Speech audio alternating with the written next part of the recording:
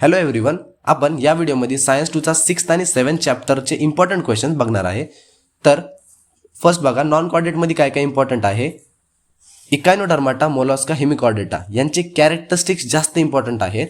आणि एक्झाम्पलमध्ये इकायनोडर्माटाचा स्टारफिश लक्षात ठेवायचा, मोलस्कामध्ये ऑक्टोपस लक्षात ठेवायचा, हेमिकॉर्डेटामध्ये बलेनोग्लॉसस लक्षात ठेवायचा. ठीक आहे.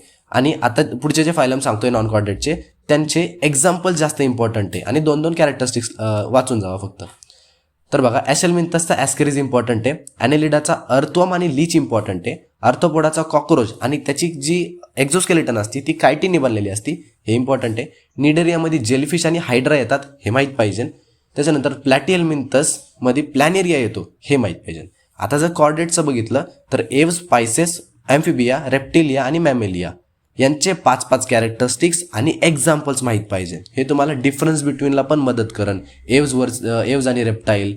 आणि त्याच्यानंतर अजून एक डिफरन्स बिटवीन इम्पॉर्टंट, तो आहे कॉर्डेट अँड नॉन कॉर्डेट. यांच्यामध्ये तुम्हाला कमीत कमी 4 पॉईंट तरी डिफरन्स लिहिता आले पाहिजे. ठीक आहे. गिव्ह रिझन्समध्ये टॉर्टॉईजवाला फेमस क्वेश्चन आहे की टॉर्टॉईज लँडवरती पण राहतो आणि पाण्यात पण राहतो, मग तो ॲम्फिबियन का नाही. त्याच्यानंतर जेलीफिशच्या कॉन्टॅक्टमध्ये ज्यावेळेस आपली स्किन येते त्यावेळेस आपली स्किन इरिटेट का करते, तो एक क्वेश्चन. आणि सगळे वर्टिब्रेट्स कॉर्डेट असतात पण सगळे कॉर्डेट वर्टिब्रेट नसतात, हा वाला क्वेश्चन इम्पॉर्टंट आहे. ठीक आहे. 6th लेसनमधून एवढंच आहे. आता 7th लेसनकडे जाऊ आपण. 7th लेसनमध्ये तुम्हाला आहे ना पॅराग्राफ बेस्ड क्वेश्चन कोणते कोणते इम्पॉर्टंट आहे. एक चीज प्रोडक्शनचा पॅराग्राफ येऊ शकतो, त्याच्यामुळे चीज प्रोडक्शनचा टॉपिक एकदा वाचून घ्या. त्याच्यानंतर ऑइल स्पिलवरती पण येऊ शकतो, तर ऑइल स्पिलिंगवाला टॉपिक पण वाचून घ्या. त्याच्यानंतर गिव्ह रिझन्स कोणते कोणते इम्पॉर्टंट आहे. Microbial enzymes are use instead of chemical catalyst, हा वाला गिव्ह रिझन. त्याच्यानंतर बायोफ्युअल जे असतात ते रिन्युएबल सोर्स ऑफ एनर्जी, त्याचं एक गिव्ह रिझन. ठीक आहे. नेक्स्ट, आन्सर द फॉलोइंग मध्ये काय काय इम्पॉर्टंट आहे. ऑइल स्पिल जो एक्सरसाइजचा क्वेश्चन नंबर 3चा बी आहे ना, तो इम्पॉर्टंट आहे.